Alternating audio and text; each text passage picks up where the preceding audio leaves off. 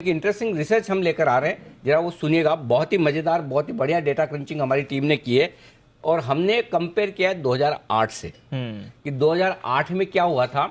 और ये रिसर्च न सिर्फ आम निवेशक के सुनने की चीज है, बल्कि हमारे सारे एक्सपर्ट्स के लिए सुनने की चीज है। और सब लोग ध्यान से सुनिएगा कि 2008 में क्या हुआ और आज हम 2008 की बात क्यों कर रहे हैं और 2008 में जो बड़ी मंदी आई थी उसके बाद क्या हुआ। ये डेटा देखेंगे, आपकी आंखें खुली रह जाएगी और जो आपके अंदर, बंसल जी के शब्दों में, हीमोग्लोबिन बढ़ेगा, आप सोच भी नहीं पाएंगे। तो 2008 में हुई थी भारी मंदी। भारी मंदी मतलब जबरदस्त वाली मंदी। और यही 29 सितंबर, आज वो ऐसा दिन था 2008 में जिस दिन अमेरिकी बाजार हुए थे धराशायी, जोर से गिरे थे। तो पहले तो 2008 की कुछ खास चीजें जो हुई थी इस दिन। अरमान हमारे साथ हैं इस वक्त, ये एक्सक्लूसिव रिसर्च लेकर। अरमान बताइए क्या हुआ उस दिन। सर, ये 2008 की जो क्रैश की अगर आप देखेंगे शुरुआत हुई थी वो 29 सितंबर से हुई थी। तो आज अगर आप यूं देखेंगे तो वो 14 साल की एनिवर्सरी होती हुई दिखी है।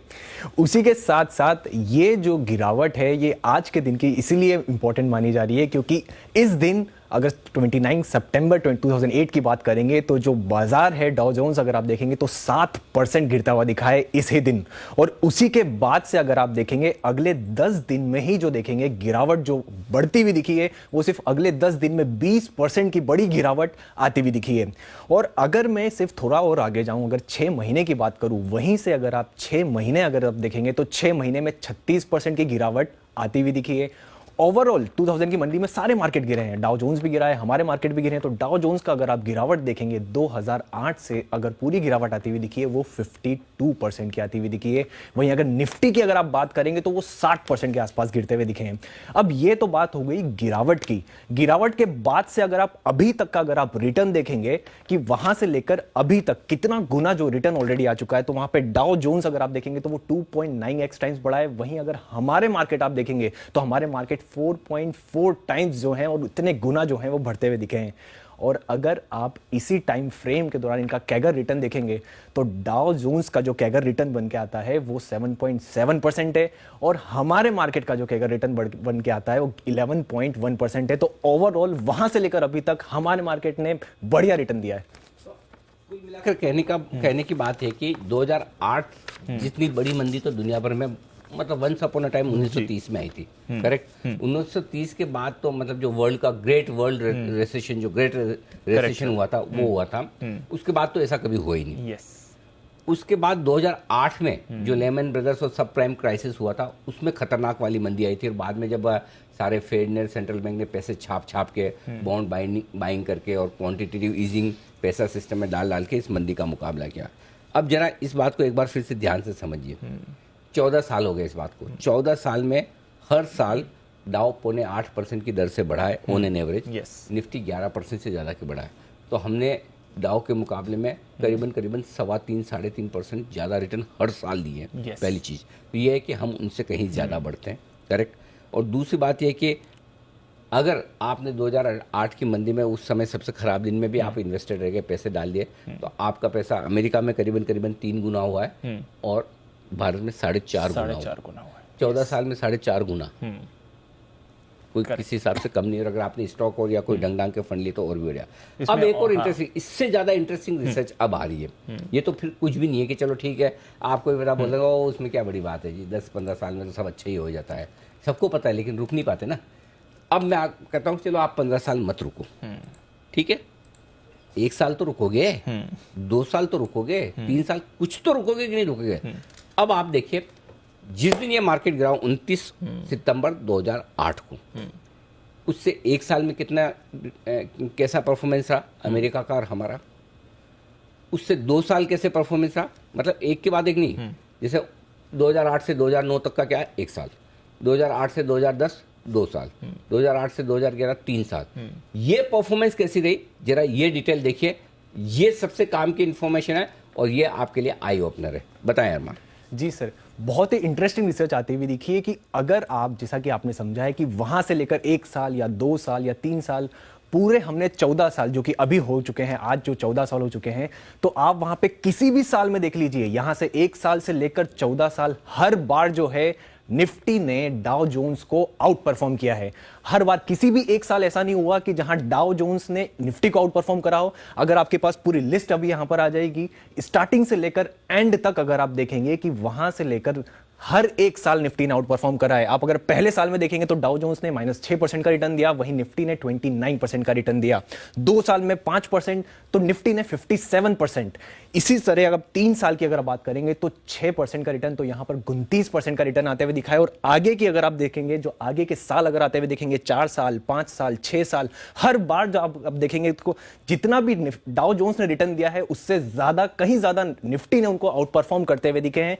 यानी कि अगर आप देखेंगे 9 साल में भी अगर आप देखेंगे कि जहां पर डाउ जोन्स ने 116% का रिटर्न दिया है, तो निफ्टी ने अगर आप देखेंगे तो निफ्टी ने उस वहां पर अगर आप देखेंगे तो 154% का रिटर्न देगा। और अंत की अगर आप बात करें, जो 14 साल जो अभी हो रहे हैं, अगर वहां से अगर टोटल कंपैरिजन किया जाए तो अभी 187% का रिटर्न आता हुआ दिखा है। पर अगर आप निफ्टी की बात करेंगे तो 340% का रिटर्न आता हुआ दिखा है। तो हर साल जहां से वो मंदी से लेकर एक एक साल अगर आप देखते जाएंगे तो निफ्टी ने बार बार हर बार आउट परफॉर्म किया है।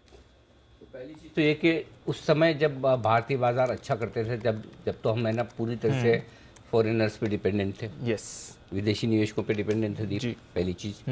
दूसरी चीज़ ये कि तब तो हमारी इकोनॉमी टॉप 5 में भी नहीं आती थी, इतने मजबूत भी नहीं थे। टॉप 10 में भी आई थिंक नहीं थे। टॉप 10 में भी शायद नहीं आते थे, बराबर है। हाँ, सही बोले, टॉप 10 में भी नहीं नहीं थी। हाँ। तीसरी चीज़ जो है दीप कि तब हमारी कंपनियों की कमाई आप देखें तो इतनी ज़्यादा थी नहीं। तब हम कई मामलों में वर्ल्ड लीडर भी नहीं थे, राइट। करेक्ट। अब तो सिचुएशन अलग है।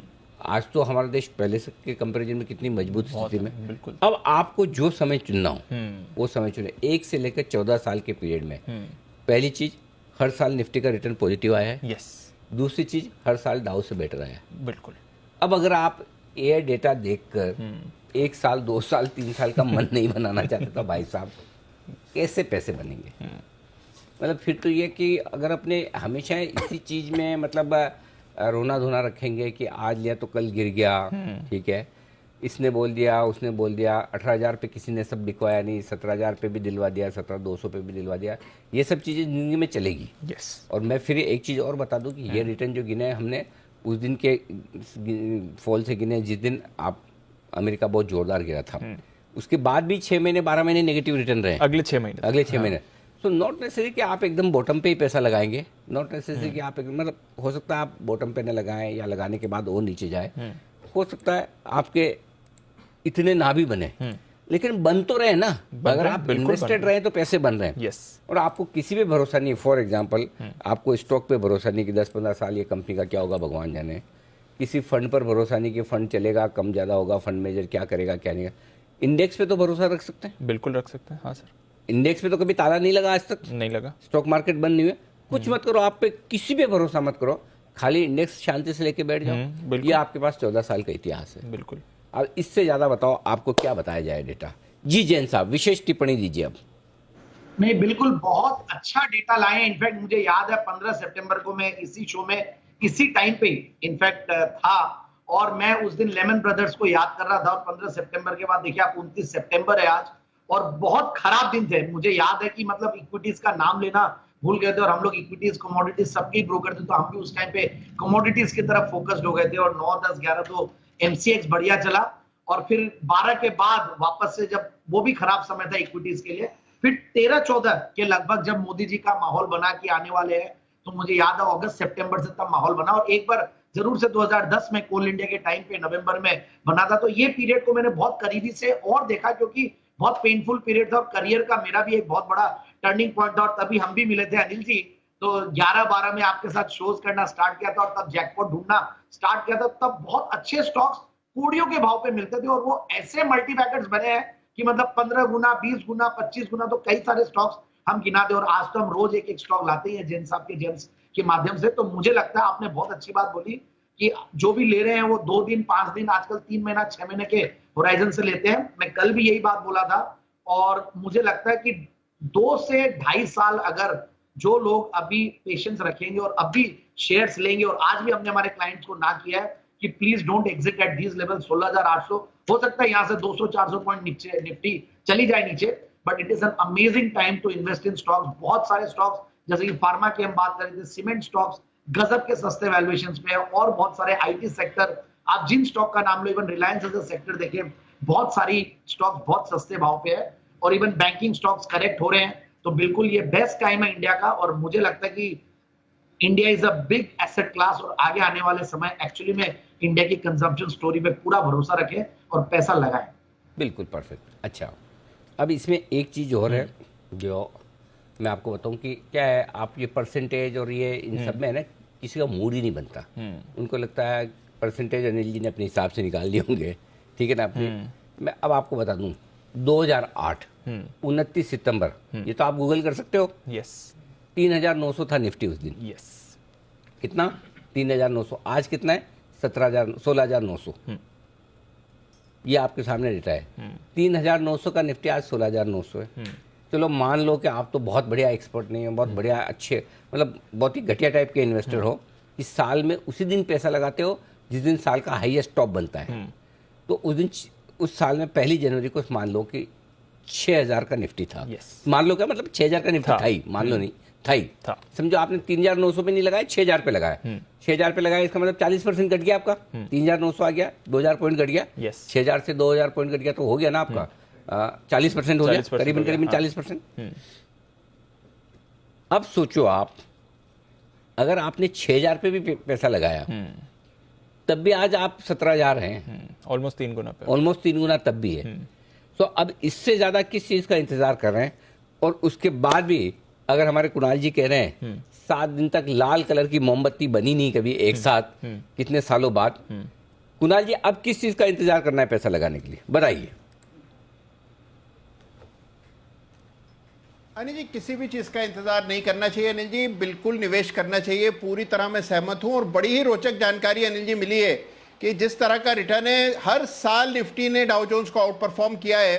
तो अनिल जी पूरी तरह सहमत हूं, बिल्कुल बाय करें, क्वालिटी स्टॉक्स चुनें। रोजाना इतने शानदार चार्ट्स की हम लोग चर्चा करते हैं, तो अनिल जी कोई अभाव नहीं है अवसरों का अनिल जी। बिल्कुल, तो बस भरोसा रखें, नहीं लगाना नया पैसा कोई बात नहीं, जरूरी नहीं कि सबके पास हो तो भी मन ना करे। संभव है, ऊपर ले लिया है, भाव नीचे आता है, कॉन्फिडेंस सबका हिलता है। आप पहले और आखिरी आदमी नहीं है ऐसा अगर सोच रहे हैं तो। हमारा काम यहाँ पर यही है कि आपको, जब आपका कॉन्फिडेंस हिले तब आपको कॉन्फिडेंस दिलाने का। हमारा काम यही है कि जब आप मैदान छोड़कर भागो तो आपको ये बताने का कि आप शूरवीर हैं, पीठ न दिखाएं, मजबूती से लड़ें। अगर अच्छी क्वालिटी के स्टॉक हैं, आपके पैसे इस मार्केट में बनेंगे और जरूर बनेंगे। होल्डिंग करने की आपकी कैपेसिटी होनी चाहिए, बिल्कुल। थोड़ा ऊपर नीचे देखने की आपकी ताकत होनी चाहिए। सिर्फ ये सोचे कि मैं ले लूँ वहाँ से बिल्कुल नीचे न जाए, मैं बेच दूँ उसके बाद ऊपर न जाए, ये संभव है नहीं। अगर कभी कभार एक आध बार गलती से हो जाए तो एक अलग बात है, वो बाई चांस है, हर बार करना संभव नहीं है। इसलिए प्लीज़, अगर आपने कोई बात नहीं ऊपर के लेवल पे ले लिया, मैं आपको बार बार यही कॉन्फिडेंस देने की कोशिश कर रहा हूँ, अगर आपके पास अच्छे स्टॉक हैं या इंडेक्स है, होल्ड करके रखेंगे, 100% आप मुनाफे में निकलेंगे, न कि नुकसान में। बिल्कुल, बस पूरी कहानी का लबो लुबाव ये है।